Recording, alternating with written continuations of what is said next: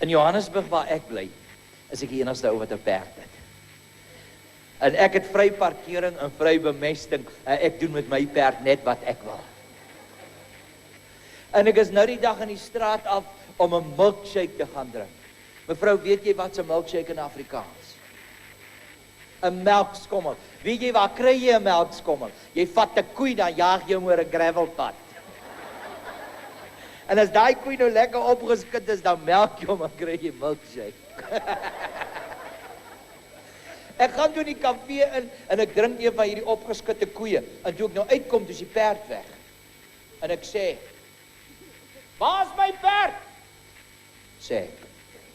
En die kom so 'n seentjie by my, hy sê vir my, "Dis jou perd." Ek sê, "Maar dis dan 'n pinke." Hy sê, "Oom, het 'n ander ou gekom en jou perd pink geverf." En ek is terug in die kafee in en ek spring op die tafel en ek sê, "Wie het daai perd pink geverf?" sê ek. En daar staan so 'n groot ou op, amper net so groot soos ek. Ek sê vir hom, "Het jy daai perd pink geverf?" Hy sê, "Ja." Ek sê, "Moenie vir my skree nie, ek wil net vir jou sê die eerste kout is droog."